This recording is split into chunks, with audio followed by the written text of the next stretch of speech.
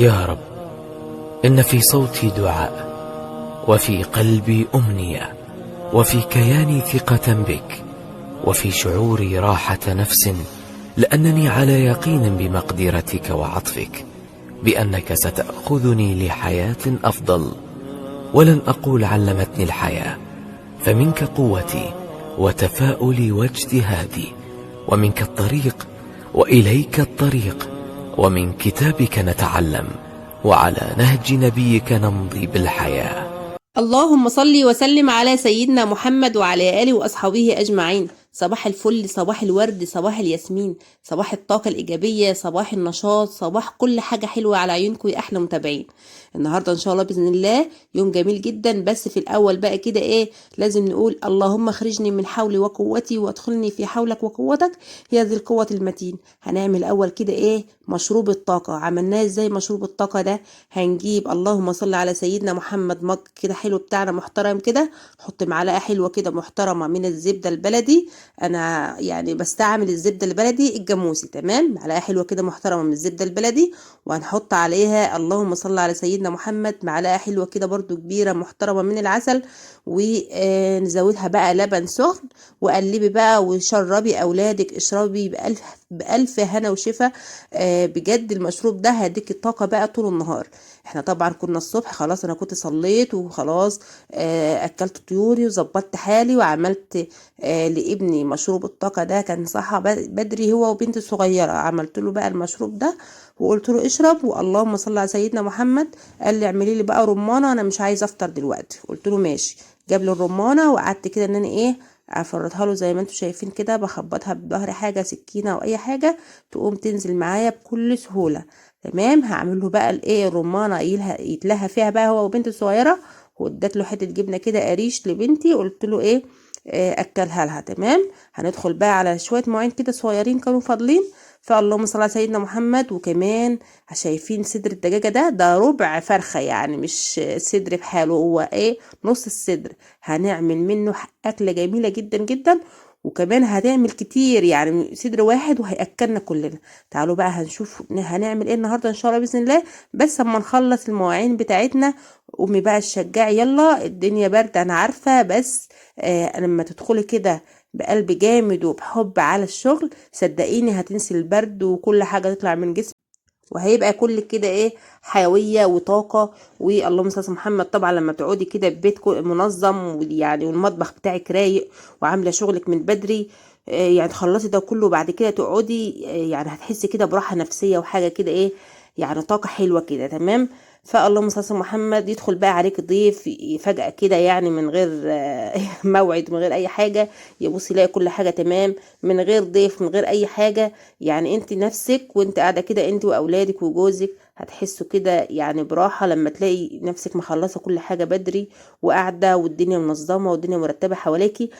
طبعا خلينا متفقين ان اي بيت فيه اطفال ما بيبقاش يعني مرتب 100%. يعني انت بتبقي لسه منظفه من هنا ومرتبه من هنا، والاولاد يقلبولك فوقاني تحتاني من هنا، بس مش مشكله خالص. طبعا دي طبيعه اي بيت فيه اطفال. ربنا يا رب يخلي كل واحد اطفاله، مفيش اي مشكله خالص. احنا بنعمل اللي علينا برضو وبننضف الى حد ما، واهم حاجه بقى المطبخ بتاعك يبقى رايق ويبقى تمام. تمام. خلصنا بقى شويه المواعين دول. هندخل بقى على صدر الفرخه. هو مش صدر فرخه زي ما قلت لكم، ده ربع فرخه بس يعني. تمام. يعني نص الصدر. تمام. هنعمل منه اكله ما شاء الله، يعني هتعمل طبق كبير هتشوفوه دلوقتي. هنعمل هنقطع الصدر كده زي البانيه كده، بس سميك شويه، وبعدين نرجع نقطعه كده طولي زي الصوابع. تمام. وبرضو اي تقطيعه انت حباها، بس صوابع كده يبقى حلو جدا. هنعمل بقى ان شاء الله باذن الله هنغسلهم كده وننضفهم، وبعد كده هنعمل مع بعض احلى اقول لكم هقول لكم هنعمل مع بعض احلى صوابع. هنسميها ستريبس. ممكن زي الستريبس. بصوا انا عملتها بخلطه سهله جدا، لان كمان هعمل كرنبيت. واللهم صل على محمد. الكرنبيت او الزهره ده هعمله طبعا بالخلطه اللي كنت عاملاها معاكم قبل كده، برضو كنت عامله لكم طريقه الكرنبيت الكنتاكي او الكنتاكي الكذاب. تمام. هنعمله النهارده برضو تاني، بس هنعمل بنفس الخلطه، هنعمل ستريبس او هنعمل الفراخ. تمام. يلا بقى لو وصلت معايا لغايه هنا حط لي اللايك، انا عارفه ان انتوا كرة هحط لي بقى اللايك، ولو انتوا مش مشتركين معايا في القناه اشتركوا. وطبعا اللي انا بنضفه ده الكرنبيطه دي كانت بقالها اسبوعين عندي في التلاجة، يعني لقيت في حته كده ايه مش تمام، فانا قلت ارميها. دي بقى كنت جايباها اللهم صل على محمد السوق ده او يوم الخميس الايه اللي فات ده، تمام. فاللهم صل على محمد قلت اما اخد منها كده ايه قطعه، يعني انا كنت جايباها وناسي اصلا انا عندي كرنبيط والله في التلاجة. فاللهم صل على محمد انا هعمل ايه، هسلق الكرنبيط. عملت ايه، حله على النار حطيت فيها شويه ملح وشويه كمون، وحطيت الكرنبيط بتاعي يتسلق، تمام. طب انا هعمل ايه دلوقتي، هتبل الستريبس، هحط عليه اللهم صل على محمد شويه بهارات كده، بهارات فراخ بقى بتاع توم باودر، بصل باودر زي ما انت حابه، شويه بابريكا، شويه شطه بقى لو يعني حسب الرغبه الشطه دي، وملح، وكمان ليمونه كده وشويه خل. وده كله كده مع بعضه، وهنسيبه كده ايه يشرب من التتبيله الجميله بتاعتنا دي. طبعا ده دقيق، اللهم صل على محمد، هاخد شويه كده من الدقيق. وطبعا حتى لو الدقيق كده جاي زي ما انتم شايفين متغلف وكده، لازم برضو اللي انا بنخله، تمام كده. يبقى بمنخل كده صغير، ونخلت شويه من الدقيق. ودلوقتي اللهم صل على محمد طبعا هنخله واسيبه على جنب كده، على ما ايه نشوف الكرنبيط اللي على النار، ونرجع بقى نشوف هنعمل في الدقيق ده ايه. انا رحت بقى لقيت الايه الكرنبيط ده استوى، او الزهر، يعني في بلاد عربيه بتسميه زهره. فابتديت ان انا اطلعه زي ما قلت لك، انت حابه او يعني كنت قايله في الفيديو اللي قبل كده بتاع الكرنبيط، لو حابه تسلقها كلها كده زي ما هي وبعدين تقطعيها، مش تقطعي الاول ماشي. طب انا عملت ايه، شويه بهارات من اللي احنا حطيناهم برضو على شويه توابل من اللي احنا حطيناهم برضو على الستريبس، هنحطهم برضو تاني دلوقتي على اللهم صل على محمد الخلطه.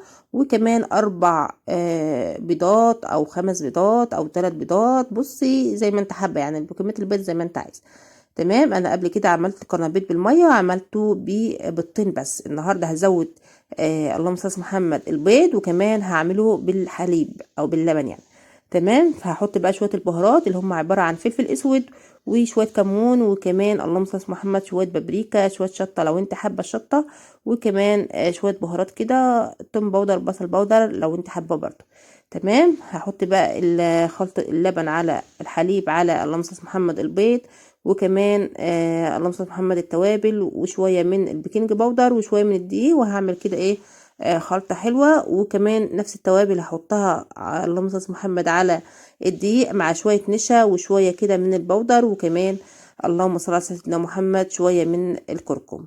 زي شايفين بقى عندي خلطتين، واحدة كده سايلة وواحدة كده ايه دي زي ما هي اللهم صل على محمد، بعتبر بنفس التوابل يعني، بس انا زودت الكركم على الدقيق، تمام. هجيب بقى الستريبس بعد ما يعني ما قعدته كده حوالي نص ساعة، واحدة بواحدة كده، واحطها في الخلطة اللي هي اللهم صل على محمد اللي البيض ده، وبعدين هنزلها في الدقيق واقلبها في الدقيق. عايزة ترجعها تاني نفس الخلطة وبعدين ترجعها تاني في الدقيق، مفيش مشكلة. عايزة تكتفي بمرة واحدة بس، مفيش برضو اي مشكلة، تمام. يعني انا عملت شوية كده وشوية كده، يعني انا خدت بقى صبع من صوابع الستريبس حطيتها في اللهم صل على محمد في الخلطة بتاعة البيض والحليب وكده، وبعدين رجعتها تاني في الدقيق، وبعدين رجعتها تاني في الخلطة، وبعد كده في الدقيق، وبعد كده هرصهم بقى كده في طبق زي ما انتوا شايفين، تمام. هعمل كل الكمية كده، وكذلك برضو الكرنبيط او الزهرة هعمله بنفس الطريقة، تمام. وزي ما قلت لكم انا شوية يعني عملتهم كده، وشوية يعني خلطتهم مرة واحدة، يعني انا حطيت شوية من الستريبس كده في الخلطة اللي هي بيض، وبعدين في الدقيق، وبعد كده خلاص حطيتها في الطبق بقى في جنب، يعني انا ما رجعتهاش تاني في الخليط تاني وكده، تمام. فيعني زي ما انتوا حابين مفيش اي مشكله خالص. لو عايزه تزودي الكفر شويه عليها هتعملي بنفس الخطوه اللي قلت لك عليها في الاول، انك هترجعيها تاني بعد ما تحطيها في الخلطه اللي ببيض، وبعد كده في الدقيق، وبعد كده هترجعيها تاني بقى الخلطه اللي فيها بيض، وترجعيها في الدقيق تاني، يعني مرتين، تمام. هعمل بقى كل الكميه بتاعه الستريبس وكل الكميه بتاعه الكرنبيط، يعني انا هضطر بقى ان انا اسيبهم بقى شويه على ما اجي اللهم صل على محمد. يعني انا كنت دلوقتي بعملهم الصبح، وطبعا احنا مش هناكل غير المغرب علشان جوزي مش هيجي للمغرب، فانا سبتهم بصراحه في التلاجة. يعني بعد ما خلاص ظبطت ده كله، حطيت الطبقين بتوع اللهم صل على محمد الكرنبيط والستريبس في التلاجة، ولما جيت بقى ايه عند الاكل كده قلتهم، تمام. فاللهم صل على محمد الطبق ده كان فيه شويه من الكرنبيط يعني حتت صغيره، حطيتها على الخلطه، زودت عليها شويه دقيق، وبرده هنقليهم ان شاء الله باذن الله زي قراص كده. يعني ما فيش حاجة هتترمي، كل حاجة هنستغلها، وان شاء الله بإذن الله هنعمل احلى اكل النهاردة. تمام. هاخد بقى ده كله على التلاجة، هخليه دلوقتي، ولما نيجي بقى نقلي هنطلع ونقلي، ما فيش اي مشكلة خالص. تمام. جهز الحاجة من قبلها تبقى جاهزة، ما فيش منها اي مشكلة خالص، هتسهل علينا كتير الوقت اللي انا فاضية فيه، لان انا مشغولة طول النهار. الوقت اللي انا فاضية فيه بحضر حاجتي وبعد كده بكمل في وقت تاني، مفيش اي مشكلة خالص. المهم ان انا اكون مظبطة كل حاجة بيتي، غدانة، تنظيف بيت، كل حاجة، علشان بحاول يعني انا مبقصرش في حاجة. تمام. فالله صل محمد. دلوقتي هعمل ايه؟ هعمل الرز. جبت كده حلة على النار، حطيت فيها معلقتين سمنة وحطيت فيها قطع من الزبدة. لاحظوا بقى الزبدة بتتحرق بسرعة يعني، لان السمنة كانت مقدوحة بصراحة. فاللهم صل على محمد. حطيت بقى ايه؟ كمية المية، عقد المية بتاع الرز. تمام. يعني الرز المصري كوباية مية، كوباية رز كوباية مية، قد الرز مية. تمام. بعد ما زودت المية، اول ما المية ابتدت تغلي فهبتدي انزل بالرز اللي انا غسلاه ومنضفاه كويس. طب انا بعمله كده ليه؟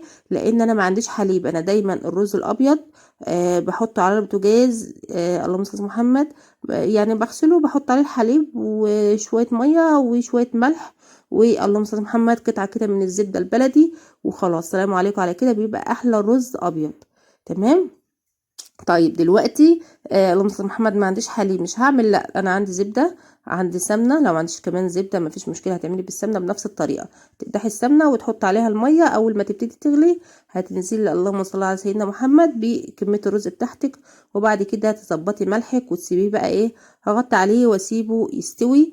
اللهم صل على محمد. على ما احمر بقى الستريبس والقرنبيط اللي هي الزهرة، وكل حاجة هتبقى تمام. واعمل بقى ايه، اللهم صل على محمد، طماطم كده او سلطة بقى زي ما حابين. اللهم صل على محمد. لسه هشوف دلوقتي هعمل ايه. طيب انا دلوقتي عملت ايه؟ اول ما الرز ابتدى اللي هو ايه شرب ميته، حطيته كده على نار هادية في العين الصغيرة، وجبت بقى العين الكبيرة لان هي دي اللي ايه بتسعفني بصراحة. اللهم صل على محمد. هبتدي بقى انا ايه احمر الستريبس الاول. انا بصراحه كنت عايزه احمر الزهره الاول وكده، بس بصراحه ايه اتلخبطت، فمش مشكله، هحمر بقى الستريبس الاول. دلوقتي انا بوريكم الرز اللي هو خلاص يعني ايه شرب ميته، بس عايز شويه كده على النار. تمام. لو وصلتي برضو معايا لغايه هنا حط لي لايك بسرعه، عشان هيطلع معايا دلوقتي احلى ستريبس او احلى صوابع فراخ مقرمشه. تمام. خليها بقى بلاش كلمه الستريبس، خليها صوابع فراخ مقرمشه، لان انا عاملاها بخلطه مختلفه خالص، بخلطه الكرنبيت العاديه خالص اللي انا كنت عامله بيها الكرنبيت الكنتاكي، او هعمله برضو معاكم دلوقتي. بصوا خلطه جباره بصراحه، جميله جدا، انا عايزاكم تجربوها ان شاء الله باذن الله هتعجبكم. انا دلوقتي حطيت صوابع الفراخ، اللهم صل على محمد. طبعا زي ما انا خلاص انا كنت مغلفاها ومجهزاها، طلعتها من التلاجة، واللهم صل على سيدنا محمد. ابتديت اللي انا احمر، وزي ما انتم شايفين طبقة كده محترمة حلوة من التغليفة، ومقرمشة وجميلة جدا، ولونها حلو جدا بجد والله العظيم، طلعت تحفة. اول مرة ان انا اعملها بالخلطة دي، بجد عجبتني جدا وعجبت الاولاد. وكمان ايه مقرمشه، يعني هي اللهم صل على محمد مش شاربه زيت كده ولينه، لا مقرمشه ولونها جميل ذهبي كده وحلو. بصراحه انا نفسي تجربوها، والله نفسي تجربوها. اللي جربها يقول لي بقى عملت معاه ايه، ويعمل كرنبيت عشان يبقى ايه اللهم صل على سيدنا محمد نفس الخلطه كده. وتضحكوا على اولادكم يعني، توهوا كده الايه الصوابع الفراخ دي مع اللهم صل على محمد مع الكرنبيت، وقولوا لهم يلا خدوا كله كنتاكي كنتاكي كداب. تمام. فاللهم صل على سيدنا محمد. هنخلص بقى كل كمية الستريبس، وطبعا يعني بلاش الستريبس، قلت لكم بلاش الستريبس، خليها صوابع الفراخ. تمام. لانها بخلطة مختلفة. اللهم صل على سيدنا محمد. هنخلص كل صوابع الفراخ كده، وبعد كده هننزل اللهم صل على سيدنا محمد بالزهرة او بالقرنبيط، وهنخلص كله كده، وهنحط بقى الاكل بتاعنا، واللهم صل على سيدنا محمد. واحلى اكل النهارده بجد، كان طعمه تحفه جدا جدا جدا. وانا على فكره ما بشكرش في حاجه كده يعني بسهوله، والله العظيم يعني الحاجه طلعت معايا كويس، يعني تلاقيني بشكر فيها كتير. طلعت معايا اهي يعني تلاقوني ما بشكرش خالص بس على فكره انا لو عملت حاجه وطلعت مش حلوه ما برضاش يعني ان انا ايه، حتى لو مصوراها خلاص بمسح الفيديو، ما برضاش ان انا انزلها لكم، عشان انا عايزه كده ايه يكون في ثقه بينا. وطالما قلت لكم الحاجه حلوه يبقى حلوه، عشان طبعا يعني عملت وصفه ورايا طلعت كويسه لازم هتتابعوني بعد كده. تمام. فانا عايزه يكون في مصداقيه كده القناه، وكل كلامي اللهم صل على محمد يبقى في محله، علشان يعني اكون كده ايه، تحت حسن ظنكم وابقى محبوبه، يعني نفسي ابقى محبوبه يعني. تمام، يعني نفسي ان انتوا تحبوني، يعني احلى متابعين والله ليا في الدنيا، نورتوني والله العظيم، ربنا يخليكم ليا يا رب. عايزه اقول لكم ان انا ما كنتش هعمل كرنبيط، بس الكرنبيط ده طلب حماتي، يعني حماتي طلبته مني، ما اقدرش ان انا اتاخر عليها، قالت لي انا عايزه كرنبيط زي اللي كنت عاملاه قبل كده، الكرنبيط الكنتاكي فاكراه. قلت لها ماشي تحت امرك. فعملت لها اللهم صل على محمد النهارده، وقلت كده برضو اعمل الاولاد كده ايه جنبهم، طبعا لنا كلنا طبعا يعني مش الاولاد بس. شايفين بقى، شايفين الفراخ ما شاء الله، شايفين مستويه والله العظيم جميله جدا ومقرمشه، يعني انتوا هتلاحظوا يعني شايفين كده وانا بقطم كده. طبعا مقرمشه وحلوه جدا. عملت بقى معاها كده طماطم، حلقات طماطم، خيار، الرز الابيض اهو زي ما انتم شايفين. وطبعا الحمد لله فضل ونعمه من عند ربنا، اللهم ديمها نعمه واحفظها من الزوال. بصي لو بتاكلي عيش كده وملح، كل الحاجة بنفس، بصي كلها بنفس كده، هتحسي انك بتاكلي خروف والله العظيم. واحمدي ربنا في كل وقت، واحمدي ربنا على نعمة الاسلام، احمدي ربنا انك لاقيه حتى العيش الحاف ده انك تاكليه. غيرنا والله العظيم ما هو لاقيه، غيرنا بيدور في الزبالة كده ويعني ويطلع وياكل. فالحمد لله والله العظيم، نبوس ايدينا وش وظهر، الحمد لله الحمد لله.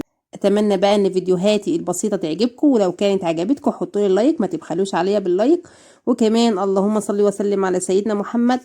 لو انتم مش مشتركين معايا في القناه انزلوا اشتركوا وفعلوا زر الجرس علشان يوصل لكم كل جديد مني ان شاء الله باذن الله. واتمنى ان اكون كنت ضيفه خفيفه على قلبكم النهارده، وتكونوا استمتعتوا كتير بالفيديو. واسيبكم بقى في رعايه الله وامنه، ونتقابل ان شاء الله باذن الله في فيديو جديد، والسلام عليكم ورحمه الله وبركاته.